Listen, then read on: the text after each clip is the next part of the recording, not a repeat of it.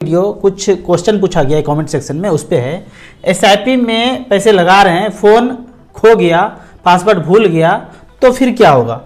अब यहाँ पे जिस मोबाइल से कर रहे हैं जिसमें ऐप है वो कहते हैं कि खो गया, फ़ोन खो गया। तो अब दो बात हो सकता है कि वही नंबर आपके पास है या न्यू नंबर है, नंबर भी आप नहीं निकाल पा रहे हैं। तो दोनों बात अलग अलग है कि अगर वही नंबर है फिर तो कोई दिक्कत ही नहीं है, नया फ़ोन लीजिए, सिम लगाइए, वही नंबर है, वही मोबाइल नंबर, वही ईमेल आईडी चल रहा है, तो पासवर्ड फॉरवर्ड करेंगे, आपका ओटीपी मोबाइल ईमेल पे आएगा और हो जाएगा। पंगाबाजी यहाँ पे है, न्यू नंबर है, ईमेल आईडी भी भूल गया, मोबाइल भी चला गया, ओटीपी भी नहीं आ रहा है, सब खत्म हो गया।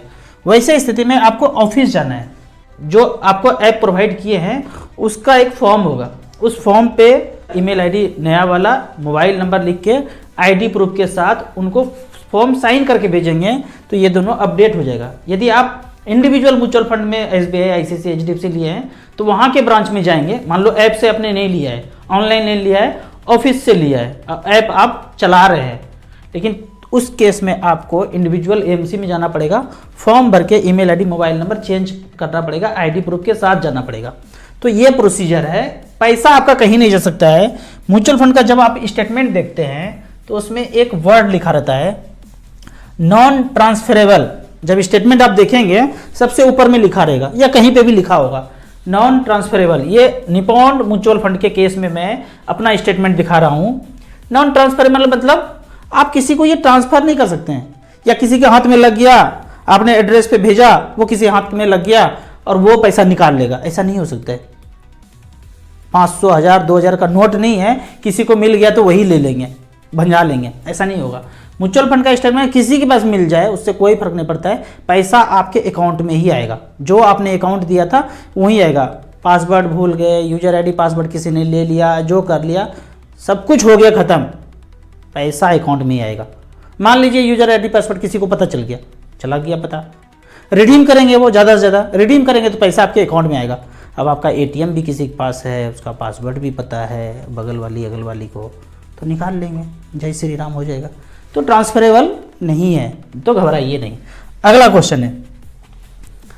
क्वेश्चन है कि एईएम कैसे मालूम करते हैं। एईएम कैसे मालूम करते हैं, इसके लिए आपको एक गाना गाना पड़ेगा, जरा जरा touch me touch me touch me, वो गाना गाना पड़ेगा। वो गाना यहाँ पे है, यहाँ पे टच करना पड़ेगा। StarSIP.in में जाएंगे, मैं दूसरे वेबसाइट का क्यों बताऊंगा कैसे होगा, मैं तो अपना ही बताऊंगा ना। यहाँ पे इजीली अवेलेबल है, एईएम कैसे चेक कर सकते हैं। तो टच किया, यहाँ AEM wise all equity last 10 years का दिखा देंगे। HDFC mid cap opportunity 39,000 crore रुपया है इसमें। Kotak flexi cap 37,000 crore, ICC protection blue chip 35,000 crore, SBI blue chip 35,000 crore. इस तरह से करके एईएम देख सकते हैं। सबसे लास्ट में एईएम देखें किसका होगा, सबसे लास्ट में बहुत फंड है, ऑल इक्विटी सेलेक्ट किया हमने, large cap, mid cap, small cap सब है इसमें। तो ये है 5 करोड़ टॉरस इंफ्रा फंड में 5 करोड़ एईएम है। तो एईएम वाइज आपको जाना है। अगर मैं आपको बोलूँ ना, आपको कुछ नहीं पता है, ज़्यादा पता नहीं है, लेकिन म्यूचुअल फंड में करना है, तो ऑल इक्विटी सेलेक्ट करके जो आपको 15-20 टॉप में एईएम वाइज दिख जाए, 15-20 मतलब 10,000 करोड़ से ऊपर लगा दीजिए, बैंक से ज़्यादा रिटर्न मिल जाएगा। अब अगला क्वेश्चन आगे बढ़ते हैं। अगला क्वेश्चन है कि difference between CAGR, XIRR, absolute return. ये बहुत बार कमेंट में क्वेश्चन पूछा गया है। अगर CAGR का बात करें, कंपाउंडिंग एनुअल ग्रोथ रिटर्न, वो क्या है, बैंक एफडी जैसे 10% है, वो कंपाउंडिंग रिटर्न देते हैं, ये 10% है। कोई भी बोलते हैं, बैंक, पोस्ट ऑफिस, किसान विकास पत्र, सुकन्या योजना, प्रोविडेंट फंड, जो भी बोलते हैं परसेंटेज, वो नॉर्मली CAGR का ही बात करते हैं, कंपाउंडिंग रिटर्न का बात करते हैं। अगर कुछ भी नहीं बोला है, कहीं पे लिखा हुआ है, लिखा है 10%, 12%, 15% और कुछ नहीं बोला है, इसका मतलब है डिफॉल्ट में वो CAGR है, एनुअल कंपाउंडिंग रिटर्न है। अगर साफ साफ लिखा होगा सिंपल इंटरेस्ट लिखना पड़ेगा, कुछ भी नहीं लिखा है, बाय डिफॉल्ट अर्थ है कि आपको CAGR कंपाउंडिंग रिटर्न दिया जा रहा है। एब्सोल्यूट रिटर्न क्या है, एब्सोल्यूट रिटर्न मतलब टोटल 100 रुपया लगाया, बाद में 500 मिलेगा, जब भी मिला, टाइम नहीं है पता है, 500 मिला तो 400% का मुनाफा हो गया। यहाँ पे टाइम का कोई लेना देना नहीं है। अब इसको एक उदाहरण से समझते हैं। दो दोस्त हैं, रोज ऑफिस आते हैं, पूछते हैं आपस से आज कितना चुम्मा लेके आया, तो बोलते हैं 1, और दूसरा बोला तुम, बोला 2। रोज पूछते हैं, बोला आज वही 1, दूसरा वही 2 रोज। तो ये एनुअल रिटर्न हो गया, कांस्टेंट है।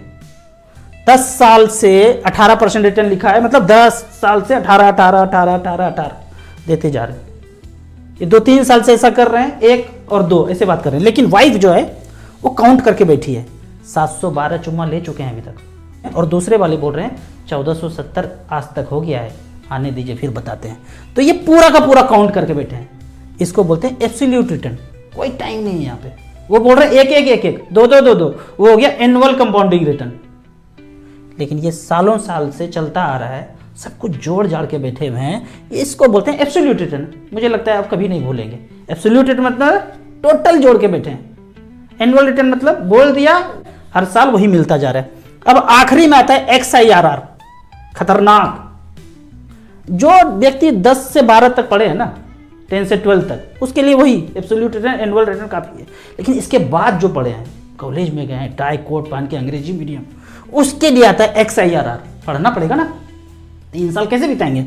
तो extended internal rate of return, 6 महीना तो इसी वर्ड में चला जाएगा। Extended internal rate of return, objective 4 बार 5 बार इस तरह से पूछा जाएगा क्वेश्चन में। अब ये खतरनाक है।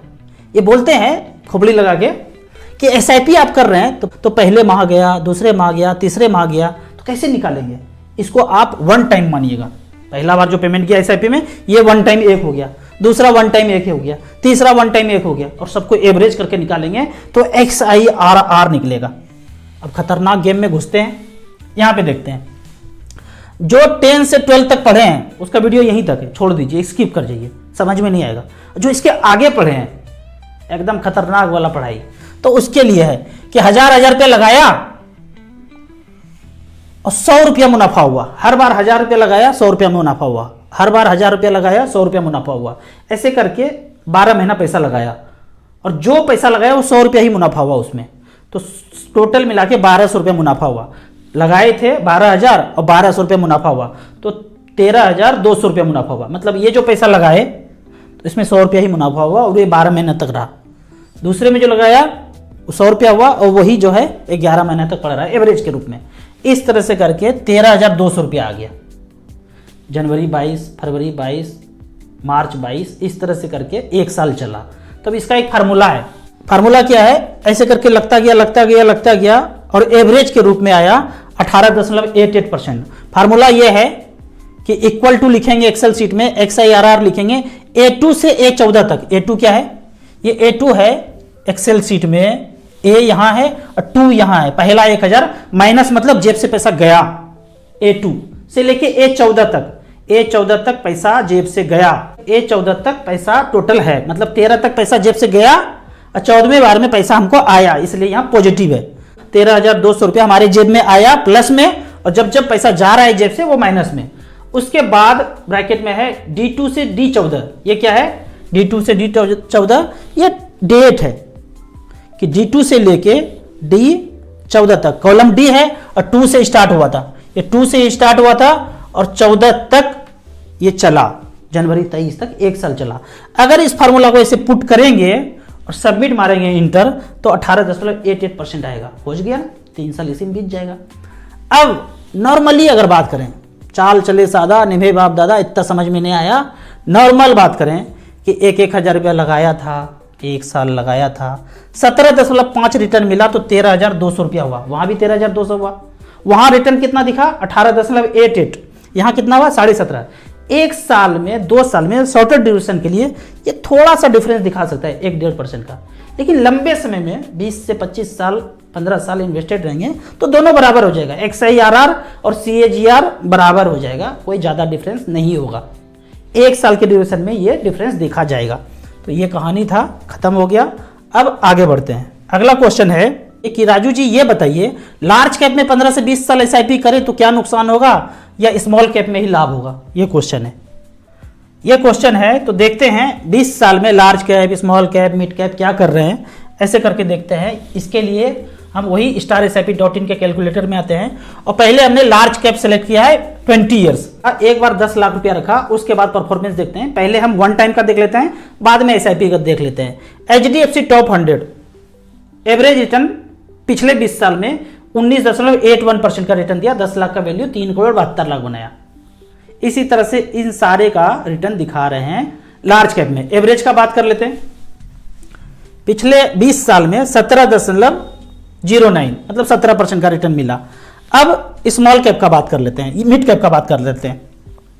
पिछले 20 साल में स्मॉल कैप होता नहीं था और मिड कैप वाला ही स्मॉल कैप ही होता था, क्योंकि मिड कैप बोलते थे और फंड मैनेजर स्मॉल कैप लेके रखते थे, कोई रेगुलेशन नहीं था। तो अगर 20-15 साल से पहले कोई मिड कैप आपको दिख रहा है तो एक्चुअल में वो स्मॉल कैप ही था। लार्ज कैप बहुत कम होगा, स्मॉल कैप स्टॉक ही उसके अंदर होगा। तो मिड कैप का बात कर लेते हैं। पिछले 20 साल में 10 लाख रुपया लगाया, पहला फंड आता है निप्पॉन ग्रोथ फंड। ये मेरा पहले जिंदगी का पहला फंड मेरा भी यही था, 3000 पर मंथ का।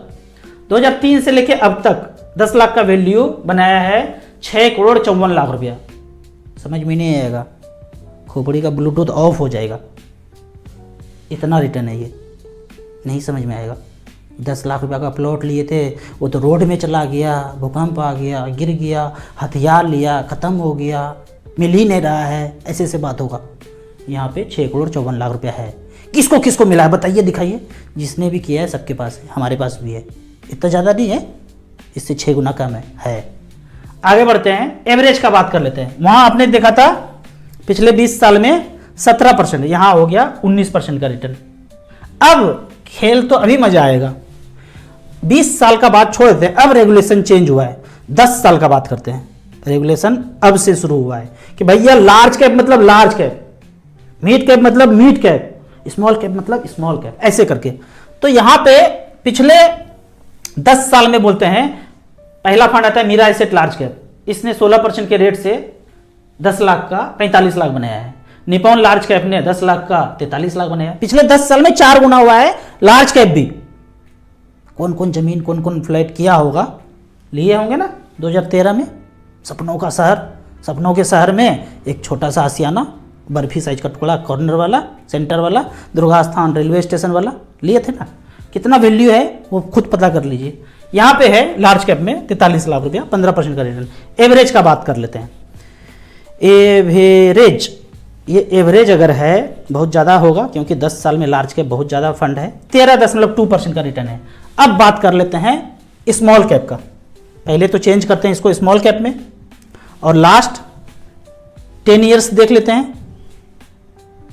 10 ईयर्स में एवरेज अगर देखते हैं तो यहाँ पे एवरेज आता है 20.53। आपको लार्ज कैप में आया 13.2 और दूसरे में आया 20.53। टॉप का फंड देखेंगे, जिसने 10 लाख का बनाया है, निप्पॉन इंडिया स्मॉल कैप ने 2013 में 10 लाख रुपया रखा था, वैल्यू बनाया है 1 करोड़ 10 लाख रुपया। 10 साल में 10 गुना हुआ है।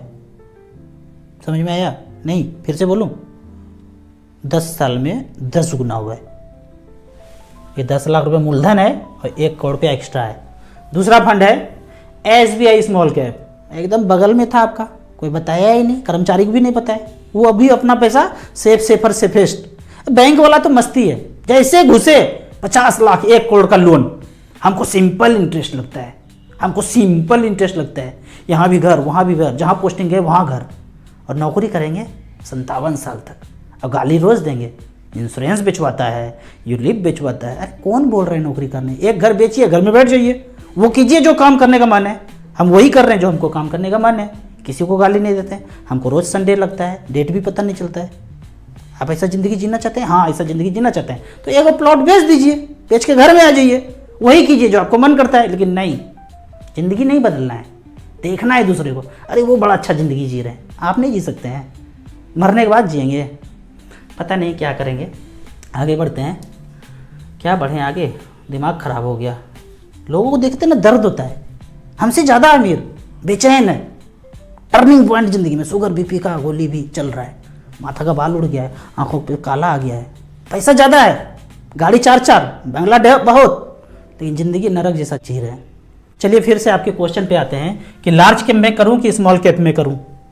तो डिफरेंस आपके पास है, लार्ज कैप में कितना बनाया और स्मॉल कैप में कितना बनाया, जस्ट डबल का डिफरेंस आप देख रहे हैं, इतना ही डिफरेंस आपको देखने के लिए मिलेगा यदि आपके पास लंबा समय, तो 15 साल 20 साल समय है। बहुत लोग बोलेंगे अरे स्मॉल कैप काफ़ी बढ़ गया है, काफ़ी बढ़ गया, बोलेंगे अदर जगह पे, लेकिन आप हर 10 साल में देखेंगे स्मॉल कैप मिड कैप ही अच्छा किया होगा।